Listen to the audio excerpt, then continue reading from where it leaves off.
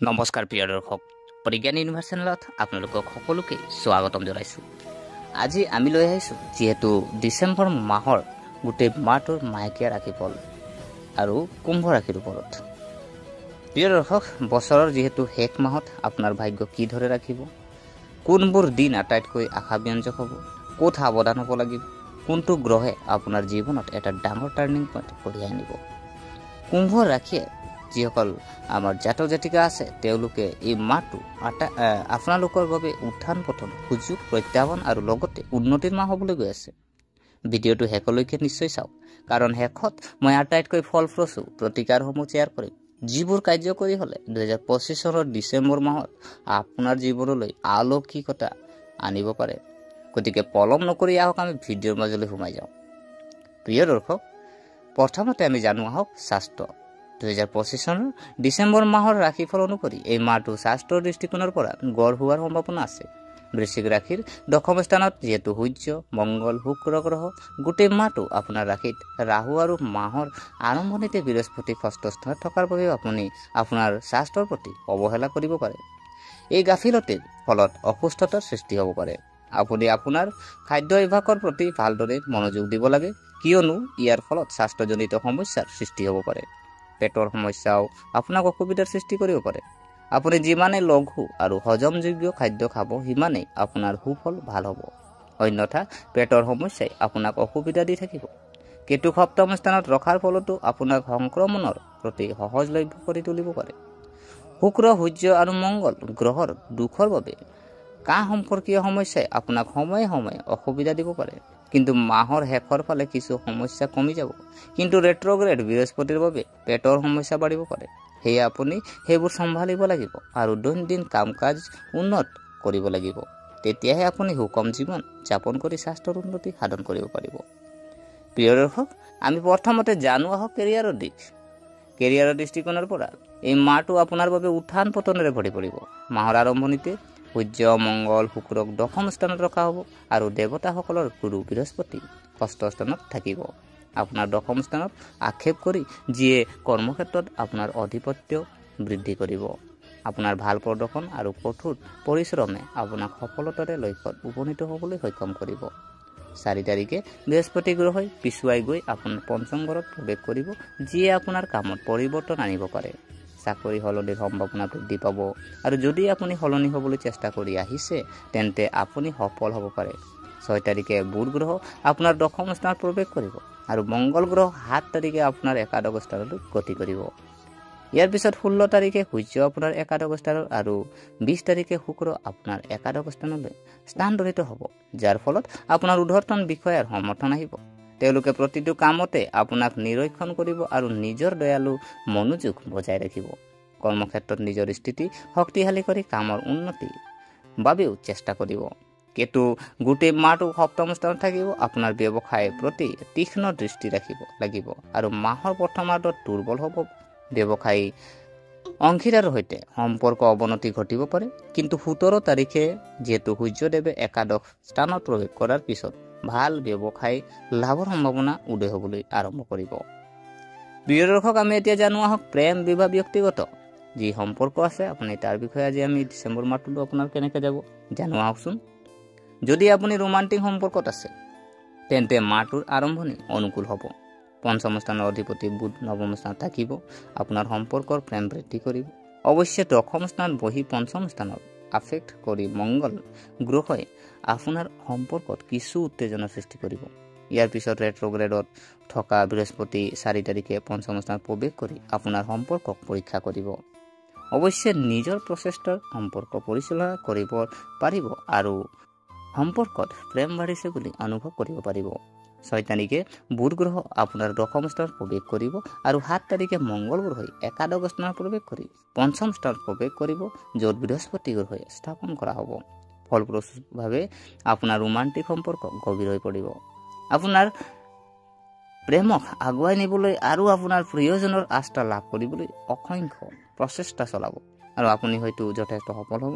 ইয়াৰ পিছত 16 তাৰিখে সূৰ্যই একাদশ স্থানত প্ৰৱেশ কৰা আৰু 20 তাৰিখৰ পৰা শুক্ৰ পঞ্চম স্থানলৈ যোৱাৰ ফলত আপোনাৰ প্ৰেমৰ সম্পৰ্ক দুৰ্বল হৈ পৰিব। অৱশ্যে মাজে মাজে ইগোৰ সংঘৰ্ষ হ'ব, গতিকে সাৱধান হ'ব লাগিব। বিবাহিত দম্পতীৰ বাবে কেতু গোটেই মাহটো সপ্তম ঘৰত থাকিব, যিটো আপোনাৰ সম্পৰ্কৰ বাবে ভাল নহয়। সপ্তম স্থানৰ অধিপতি সূৰ্য, শুক্ৰ আৰু মংগল গ্ৰহৰ সৈতে দশম স্থানত থাকিব, যাৰ ফলত আপোনাৰ পত্নীয়ে কাম কৰিলে পাৰিবাৰিক সম্পৰ্ক উন্নত হ'ব। 16 তাৰিখে সূৰ্যই একাদশ ঘৰলৈ যোৱাৰ লগে লগে আপোনাৰ পত্নীৰ সৈতে আপোনাৰ মতানৈক্য কমি যাব আৰু উত্তেজনা কমি যাব। আপোনালোকে সিজনে সিজনৰ কাষত থিয় দিব। আপুনি পাৰিলে বুধবাৰে শ্ৰী বিষ্ণু সহস্ৰনাম স্তোত্ৰ আবৃত্তি কৰিব লাগে আৰু শুকুৰবাৰে কনক ধৰা স্তোত্ৰ আবৃত্তি কৰিলে অতি অনুকূল বুলি প্ৰমাণিত হ'ব। শনিবাৰে আঁহৰ গছত আপুনি পানী আগবঢ়াওক। বুধবাৰে সন্ধিয়া এটা আপুনি মন্দিৰত ক'লা তিল মন্দিৰ এটাত আপুনি ক'লা তিল আপুনি দান কৰিব পাৰে।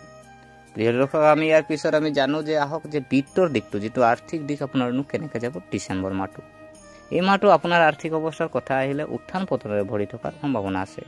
মাহৰ আৰম্ভণিতে বৃহস্পতি যিহেতু ষষ্ঠ স্থানত থাকিব আৰু দ্বাদশ স্থানত দৃষ্টি নিক্ষেপ কৰিব, যাৰ ফলত আপোনাৰ খৰচ অভাৱনীয়ভাৱে বৃদ্ধি পাব। আপুনি দাতব্য কামত ধন খৰচ কৰিব, যিয়ে আপোনাৰ আৰ্থিক অৱস্থা হেঁচা প্ৰয়োগ কৰিব পাৰে। ৰাহু নিজৰ ৰাশিত থকাৰ বাবে আপুনি সুস্থ আৰ্থিক সিদ্ধান্ত ল'ব নোৱাৰিব পাৰে, যাৰ ফলত সমস্যাৰ সৃষ্টি হ'ব পাৰে। কিন্তু দ্বাদশ স্থানৰ অধিপতি আৰু প্ৰথম ঘৰৰ শনি গোটেই মাহটো দ্বিতীয় স্থানত থাকিলে আপুনি বিদেশী উৎসৰ জৰিয়তে ধন লাভ কৰিব পাৰে আৰু আপোনাৰ নিৰ্মল ইচ্ছা শক্তিৰ জৰিয়তে ধন উপাৰ্জন কৰাত সফল হ'ব পাৰে।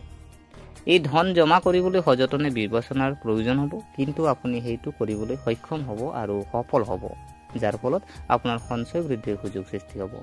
মাহৰ শেষৰ ফালে আপোনাৰ বাবে অত্যন্ত উপকাৰী বুলি প্ৰমাণিত হ'ব, কিয়নো তেতিয়া বৃহস্পতি গ্ৰহ পঞ্চম স্থানত থাকিব আৰু সূৰ্য, মংগল আৰু শুক্ৰ একাদশ স্থানত থাকিব, যাৰ ফলত আপোনাৰ আয় অভাৱনীয়ভাৱে বৃদ্ধি পাব পাৰে। আটাইতকৈ অধিক উৎসৰ জৰিয়তে ধন সম্পত্তি লাভ কৰাৰ ভাল সুযোগ পাব আৰু আপোনাৰ আৰ্থিক অৱস্থা সমৃদ্ধিৰ দিশে আগবাঢ়িব। বন্ধু বান্ধৱ আৰু পৰিয়াল যদি চোৱা হয়, এই মাহত 2025 চনৰ ডিচেম্বৰ মাহৰ যি মাহেকীয়া ৰাশিফল অনুসৰি এই মাহটো আপোনাৰ পাৰিবাৰিক জীৱনৰ বাবে উত্থান পতনেৰে ভৰি থকাৰ সম্ভাৱনা আছে। চতুৰ্থ স্থানৰ অধিপতি শুক্ৰ, দশম স্থানত সূৰ্য আৰু মংগল গ্ৰহৰ প্ৰভাৱত থাকিব আৰু দেৱতাৰ গুৰু বৃহস্পতি প্ৰভাৱত থাকিব। নিজৰ ঘৰৰ ওপৰত শুক্ৰৰ দিশটোৱে পাৰিবাৰিক জীৱনলৈ কিছু মৰম কঢ়িয়াই আনিব, কিন্তু বিপৰীত প্ৰকৃতিৰ গ্ৰহ অধিক প্ৰভাৱ আৰু দ্বিতীয় স্থানত অৱস্থিত শনিৰ দিশটোৱে চতুৰ্থ স্থানত মাজে মাজে সমন্বয়ৰ অভাৱ হ'ব। পৰিয়ালৰ সদস্যৰ মাজত বিবাদৰ সৃষ্টি হ'ব পাৰে। মাহৰ আৰম্ভণিতে ষষ্ঠ স্থানত অৱস্থিত বৃহস্পতি গ্ৰহই দ্বিতীয় স্থানৰ দিশত আগবাঢ়িব, কিন্তু চতুৰ্থৰ পৰা পঞ্চম স্থানলৈ ই ৰেট্ৰগ্ৰেড হৈ পৰিব, যাৰ ফলত পাৰিবাৰিক সম্পৰ্কত উত্তেজনা বৃদ্ধি পাব পাৰে। আপুনি সম্ভৱতঃ আপোনাৰ সন্তানৰ প্ৰতি কিছু উদ্বিগ্নতা অনুভৱ কৰিব। পৰিয়ালৰ সদস্যসকলৰ মাজত সম্প্ৰীতিৰ অভাৱ এনে সিদ্ধান্ত ল'ব পাৰে যিবোৰ পৰিয়ালৰ স্বাৰ্থ নহয়। এনে পৰিস্থিতিত আপুনি আপোনাৰ পৰিয়ালৰ সদস্যসকলৰ লগত ধৈৰ্য আৰু বুজাবুজিৰ প্ৰয়াস কৰিব লাগিব।